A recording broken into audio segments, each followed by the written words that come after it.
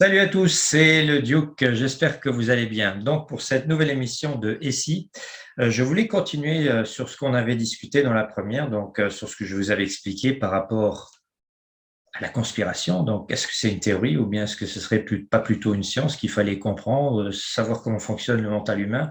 Et vous allez voir qu'aujourd'hui nous allons continuer sur cette lancée voilà, qui s'appelle donc « Et si nous n'avions jamais cessé d'être des esclaves ?» Voilà, ça c'est une bonne question qu'on peut se poser puisque j'entends au jour d'aujourd'hui des personnes dire « Oui, nous allons perdre notre liberté si ça continue comme ça. » Et puis, moi, je fais partie de ces personnes qui regardent ces personnes en disant est-ce qu'on n'a jamais été libre? Il faudrait comprendre un peu le système dans lequel nous vivons. Et vous allez voir que nous allons aborder vraiment ce sujet à fond. Je vais vous donner des exemples très précis. Mais avant de rentrer dans le vif du sujet, je voulais simplement vous expliquer une expérience que j'ai vécue il y a de ça là environ une dizaine d'années. Donc, mon ami magicien Alexis, que je salue au passage, m'avait invité à assister à un spectacle d'un de ses amis magiciens aussi. Et puis, ce gars, il ne faisait pas que de la magie, il était aussi ce qu'on appelle mentaliste. Et donc, comme j'étais assis parmi le public, et puis j'avais mon pote magicien à côté de moi, et que son copain était en face sur la scène, il savait que le gars qui était à côté de lui, il était venu avec. Donc, qui c'est qui l'appelle sur scène? Bibi. Donc, j'ai dû aller sur scène. Et puis, il a fait un tour de magie, ou bien plutôt de mentalisme, devant les spectateurs. Et en l'occurrence, qu'est-ce qu'il a fait? Donc, ça va être très important ce que je vais vous dire, parce que c'est déjà pour une entrée dans cette émission, pour vraiment comprendre sur quoi on va aller. Donc, il m'a donné un livre qui faisait, allez, je vais dire, 500 pages, un truc comme ça. Mais j'étais pas le seul, bien sûr, à avoir été appelé sur la scène. Il y a deux autres personnes qui étaient à côté de moi et chacun avait reçu un livre. Et lui, le magicien, donc ce mentaliste en l'occurrence, il avait un gros livre, une sorte d'annuaire, d'accord? Et puis il faisait tourner les pages rapidement et il nous disait aux trois personnes qui avaient un livre dans la main de dire stop à un moment précis. Et donc, par exemple, moi, il fait défiler les pages, je lui dis stop, et il me nomme le chiffre donc qui était la page qu'il avait sur laquelle il était arrêté. Et il m'a demandé d'aller dans mon livre à la même page et que je choisisse à la page gauche donc un mot qui se trouvait en haut dans la première rangée, à la première ligne. Moi, je choisis mon mot. Il fait ça une deuxième fois avec la deuxième personne qui était en sur scène. Il fait ça une troisième fois avec la troisième personne. Donc, il dit aux personnes, dites stop. À un moment donné, il arrête le livre, il ouvre, il regarde, il dit le numéro de la page et il dit à l'autre personne aussi, choisissez un mot qui se trouve dans votre livre, donc etc. Et puis, il avait une petite ardoise, voilà, et il écrivait trois mots. Et après, quand il nous a demandé c'est quoi nos mots qu'on a choisis, il a retourné l'ardoise. Il avait les trois mots des trois personnes qui avaient donc qui étaient sur scène, c'est-à-dire il avait retrouvé mon mot. Et puis voilà, donc les personnes bien sûr qui n'ont pas compris la technique, le truc, bien sûr ils sont toujours impressionnés de voir cela. Mais en réalité, il faut comprendre que c'est ça la stratégie aussi des élites qui nous manipulent, qui nous contrôlent depuis des siècles et des siècles, c'est que dès les premiers instants, ils contrôlaient tout. C'est-à-dire que quand ils nous demandent de dire stop à un moment donné, qu'on lui fait défiler les pages et il lit le chiffre qui est devant ses yeux, il n'est pas en train de nous donner le chiffre qui est devant ses yeux, mais il nous donne le chiffre que lui, il veut qu'on aille voir dans notre livre. D'accord? Donc, enfin, c'est cette valeur, c'est-à-dire si maintenant je dis stop au début du livre, en supposant que je dis stop au début du livre, il va dire 25, même si lui est à la page 35, au lieu d'être à la page 25, moi je vais aller sur ma page 25 et puis il n'y a qu'un seul mot que je pouvais choisir sur la première ligne. Donc, et puis si maintenant j'avais dit au milieu, j'aurais dit au milieu stop, il m'aurait dit d'aller au milieu de mon livre, et puis c'est là qu'on comprend la stratégie que lui, il contrôlait tout. Il nous donnait l'illusion que c'est nous qui contrôlions la situation, mais en réalité, c'est lui qui contrôlait tout depuis le début. Donc, il était tout à fait logique. En gros, il avait que 9 mots à retenir, puisque si maintenant je m'arrêtais à la première partie, on va dire, du livre, c'était un mot à retenir, le milieu, la fin, ça c'était pour moi, c'était pour la deuxième personne sur scène, et la troisième, donc, il avait en gros 9 mots à retenir, puisque les personnes allaient retenir les trois mots dans les trois parties du livre, du livre respectif. Et c'est là où on comprend que les mentalistes, entre guillemets, qui se prétendent mentalistes, ou bien justement dans des dans des cas comme ça, ce sont des personnes qui contrôlent tout. Et il faut comprendre que les personnes qui contrôlent notre monde, depuis maintenant des siècles et des siècles, ils nous donnent toujours cette illusion que c'est nous qui décidons des choses, alors qu'en réalité, c'est eux qui décident de tout. Et là, je vais vous donner donc un exemple par rapport à un mot très important qui est le mot esclave. Donc, parce qu'on va parler un peu d'histoire. Chez moi, c'est un petit peu comme ça que ça fonctionne. J'aime bien, parce qu'en même temps, si on ne connaît pas le passé, on sera toujours les victimes de ce passé. On va tout le temps recréer les mêmes conditions. Donc, il serait peut-être à un moment donné, intéressant de se pencher réellement vers ce passé et de comprendre les techniques d'exploitation. Donc, le mot esclave, ça vient du latin, donc c'est un mot composé en deux parties, ex-slave. Mais en fait, c'est pas ex-slave, mais c'est ex-slavius, d'accord? Puisque le mot esclave, le mot ex, c'est ancien, c'est ex, hein, comme si vous étiez marié, vous êtes divorcé, et ça devient tout d'un coup un ex. Donc, ça veut dire toujours la même chose, ex. Et le mot slave, parce que les Romains, ils ont attaqué les pays de l'Est et tout ça. Donc, en prenant par exemple la Roumanie, ce qu'on appelle aujourd'hui la Roumanie, dont le nom original, c'est pas Romagna, mais c'est Dacia. Dacia, c'est le vrai nom de la Roumanie. Mais une fois que les Romains, ils ont attaqué cette région, c'est devenu Romagna, donc région qui a été complètement contrôlée par les Romains. Et donc, les Slaves, les personnes qui vivent dans ces régions, le mot slave, quand on va vérifier l'étymologie du mot slave, eh bien, tout simplement, slave veut dire glorieux. Donc, à partir du moment où j'appelle ces personnes des ex-slaves, d'ailleurs même en anglais on dit slave, donc ça veut dire les anciens glorieux. Donc, imaginez maintenant ces personnes donc qui sont récupérées, donc on va les prendre, ils seront prisonniers et puis on va les délocaliser de leur région où ils vivaient puisqu'ils vont devoir servir des maîtres romains. Donc il faut s'imaginer que les conditions des esclaves n'étaient pas aussi catastrophiques qu'on peut s'imaginer. C'était des personnes ils devaient travailler gratuitement, c'est clair. Ils devaient s'occuper de certaines familles, donc, etc. Ils faisaient tous les travaux, les bas travaux entre guillemets. Mais il est clair que les esclaves, si vous voulez avoir des esclaves qui travaillent pour vous pendant des années et des années, voire des décennies, il est clair que les conditions ne peuvent pas être aussi catastrophiques que cela, d'une certaine manière. Et ce que vous devez leur garantir, il est clair qu'à la fin de la journée, vous devez leur garantir un minimum, c'est-à-dire le gîte et le couvert. Donc, on avait une masse de personnes qui travaillaient gratuitement pour une élite, les Romains, donc. Et puis ces personnes, en fin de journée, ils avaient le droit au gîte et au couvert gratuitement. Mais après, à un moment donné, donc dans ces villes, et puis il faut comprendre aussi que dans ces villes romaines, comme dans énormément de villes à travers l'Europe et tout ça, il y avait des murs qui délimitaient la zone de la ville, et ces murs n'étaient pas seulement là pour protéger la ville d'éventuelles agressions extérieures, mais c'était aussi pour montrer aux esclaves, voici les limites que vous n'avez pas le droit de franchir. Puisque l'esclave, il avait quand même la possibilité de circuler librement à travers la ville, puisqu'il devait aller au marché chercher des aliments et des choses comme ça. Donc, il devait se déplacer dans la ville, mais on lui faisait comprendre, tu n'as pas le droit de dépasser ces limites, sinon tu auras des problèmes, de graves problèmes. Et donc, on comprend à un moment donné que si maintenant on prend, et c'est toujours le même cas aujourd'hui, si on prend le symbolisme d'une pyramide, il y aura toujours en haut de la pyramide une quantité de personnes inférieure, donc beaucoup moins de personnes en haut qu'en bas de la pyramide. Et c'était aussi un petit peu le problème que les Romains ont commencé à avoir avec cette masse d'esclaves à leur service. Quand je suis esclave, que je dois travailler gratuitement, même si on me donne le gîte et le couvert gratuitement, j'ai toujours pleinement conscience de mon état d'esclave.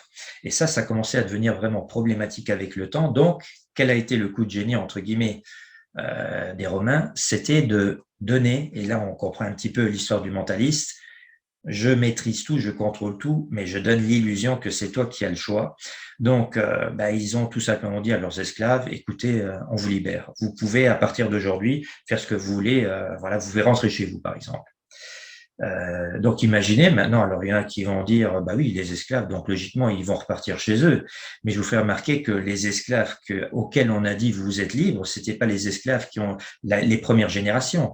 Là, on va parler d'une deuxième, troisième, quatrième, cinquième, sixième, septième, huitième génération de personnes qui vivaient là, qui étaient esclaves, donc qui avaient des maîtres.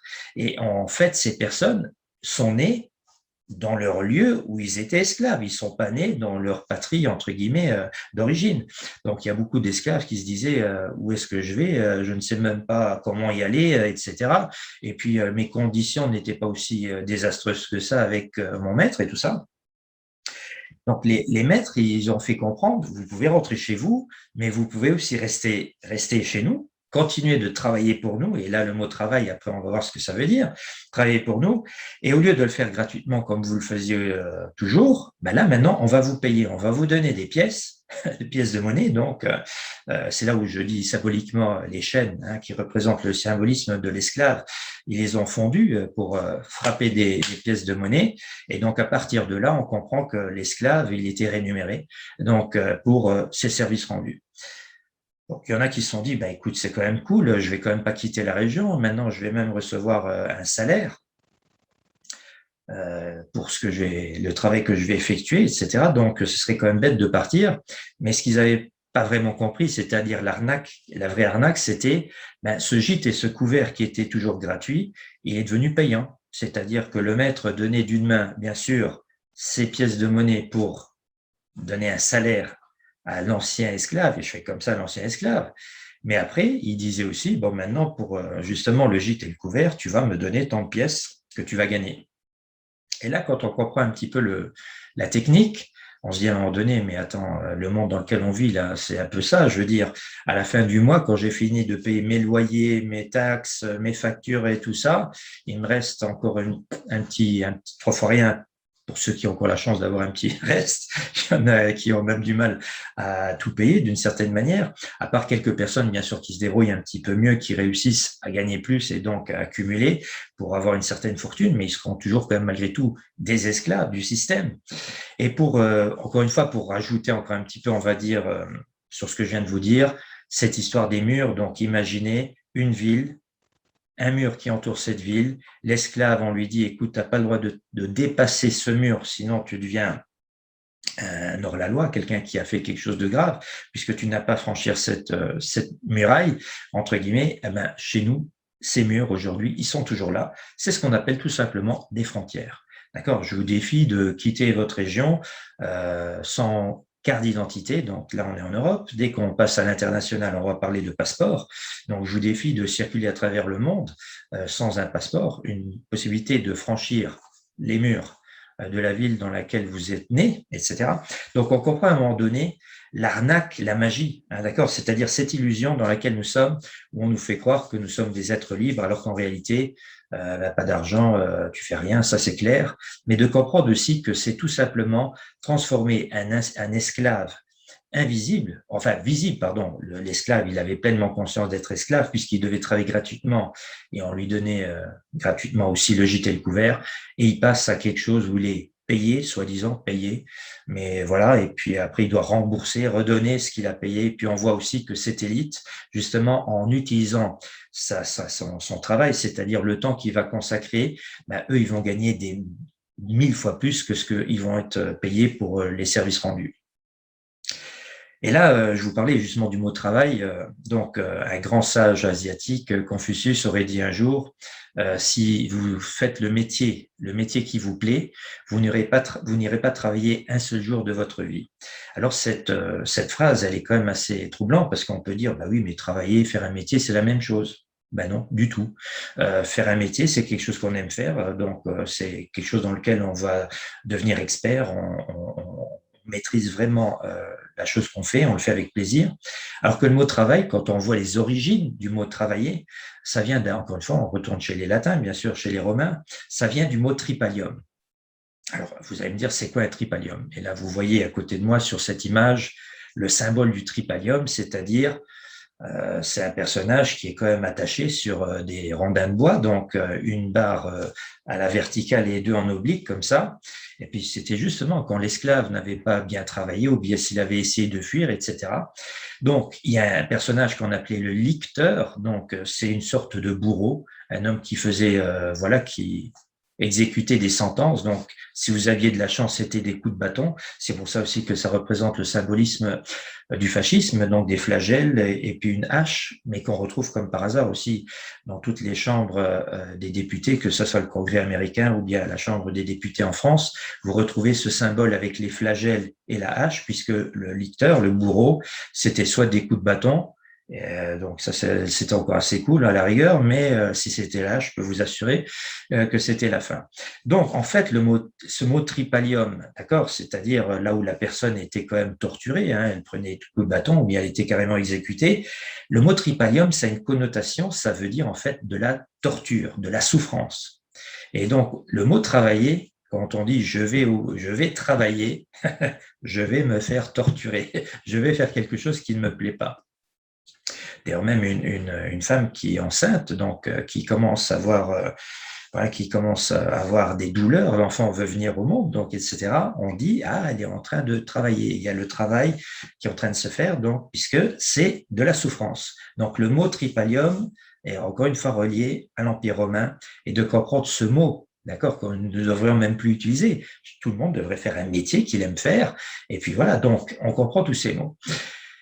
Je vous ai donc on est au milieu, on va dire, de cette émission. Je vous ai parlé donc de cette arnaque dans laquelle nous vivons, où on nous fait croire que nous sommes des êtres libres, alors qu'en réalité, ils contrôlent tout, que dans un moment historique de l'humanité, l'esclave qui avait conscience de son état d'esclave est devenu un esclave qui n'en avait même plus conscience. Et puis la première phrase que vous avez vue dans cette émission de Goethe, c'est tout à fait ça.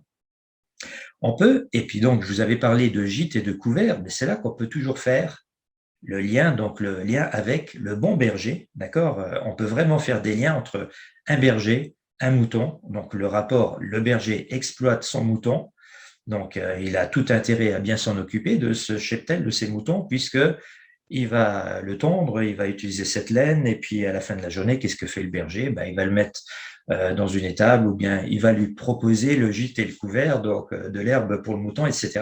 Donc on voit combien le système d'exploitation, donc, et puis c'est intéressant parce que il y a un personnage actuel qui nous a aussi inventé un système d'exploitation, XP, donc je ne vais pas citer le nom forcément parce que ce serait de lui faire de la publicité, j'ai pas forcément envie de faire de la publicité pour cet homme, mais il avait inventé un système d'exploitation, donc XP, de comprendre que justement nous vivons toujours dans ce système où il y a une petite élite qui exploite une grosse majorité de personnes, bien sûr, avec différents niveaux. On va dire parmi tous les esclaves, il y a des esclaves qui gagnent beaucoup plus, mais ils sont aussi esclaves d'un système. Et là, je veux simplement vous montrer une image qui pour moi est très, très, très parlante. Puisque là, on voit sur cette image, on voit la reine d'Angleterre, qui est toujours dépeinte comme étant une des personnes les plus puissantes de ce monde, ce qui n'est pas tout à fait faux. Elle a beaucoup de pouvoir. La famille Saxe-Gotha-Coburg, qui est devenue la famille Windsor, ils ont un énorme pouvoir sur cette planète, donc dans notre monde. Mais en même temps, quand on voit cette image, il faut quand même savoir comprendre ce que ça veut dire. Nous avons la reine d'Angleterre qui est en train de marcher derrière un homme. Un homme que personne ne connaît, qui est en fait le Lord Mayor. Le Lord Mayor, c'est le personnage principal qui représente la City de Londres. D'accord? Donc, ce quartier numéro 1 qui est placé au cœur de Londres, donc qu'on appelle la City, il faut savoir que c'est un État dans l'Empire britannique. Nous avons au cœur de Londres un État à part entière, un petit peu comme le Vatican, un petit peu comme l'Ordre de Malte, un petit peu comme voilà, toutes ces micro-États. Donc, il faut comprendre que la City est aussi à une certaine indépendance, d'accord, par rapport à l'Empire britannique, et que là, sur cette photo, vous voyez la reine d'Angleterre qui marche derrière le Lord Mayor. Donc, il faut comprendre sur cette image que l'esclave Élisabeth, esclave, hein, vraiment, elle a un pouvoir très, très grand, etc., mais elle est esclave du système. C'est-à-dire que le Lord Mayor, c'est pas que maintenant le Lord Mayor, qui est un homme qui est élu régulièrement, ça ne veut pas dire que c'est le Lord Mayor qui a plus de pouvoir que la reine d'Angleterre, mais en l'occurrence, c'est ce qu'il représente. Et c'est-à-dire, c'est le système mondial dans lequel nous vivons. Moi, je l'appelle le système babylonien, donc ce système de marchandage où on sait aussi que la marchandise la plus importante de ce monde, c'est nous, les humains. Donc l'homme, il est vraiment la marchandise. Et c'est pas Sarko qui dira le contraire, puisque dans une de ses interventions, il a bien dit que l'homme n'était pas une marchandise comme les autres. D'accord? Mais c'est très intéressant de voir la reine d'Angleterre marcher derrière un homme qui représente quelque chose, et elle-même, elle prête allégeance à ce système. Parce que aussi longtemps, dans toutes les personnes qui contrôlent le monde, par rapport à ce système pyramidal, on a bien sûr les banquiers qui sont tout en haut, avec leurs sous-fifs là, de politiciens qui font ce qu'on leur dit de faire. Donc, toutes ces personnes prêtent allégeance au système, parce que c'est le système qui doit survivre. D'accord? Parce que c'est ce qui leur permet justement de pouvoir vivre dans des conditions plus élevées que bien sûr les esclaves qui sont tout en bas de l'échelle, c'est-à-dire la grosse partie de l'humanité et qui ne sont pas dans le mode vie, mais plutôt dans un mode de survie. Voilà, donc il est clair que à travers encore une fois, cette petite émission, je voulais simplement vous montrer combien le fait de dire nous allons perdre notre liberté, je voulais simplement expliquer aux personnes, mais est-ce que nous avons été libres un jour? C'est-à-dire ce système d'exploitation hyper dur depuis des siècles et des siècles et des siècles, et avec le fameux Big Reset que Davos veut nous pondre là, c'est-à-dire incessamment sous peu, bien sûr, il crée des tensions à tout niveau, des tensions économiques, jusqu'à ce qu'il y ait éventuellement un krach boursier planétaire. Donc, c'est bien sûr pour nous proposer quelque chose, enfin nous imposer quelque chose d'autre derrière. Il est clair que leur but, c'est tout simplement de continuer de contrôler le cheptel, le troupeau humain, et puis de mettre en place quelque chose de nouveau qui sera toujours un système d'exploitation. Voilà, donc avec cette petite émission-là, je crois avoir fait le tour de ce que je voulais vous expliquer. Donc, j'espère que ça vous a plu. Je vous dis à très bientôt. Et puis pour la prochaine, je peux vous assurer aussi, encore une fois, on va s'amuser parce que j'ai un petit sujet comme ça qui va être très, très, très, très spécial. Donc, je vous dis à très bientôt, à la semaine prochaine. Ciao, ciao.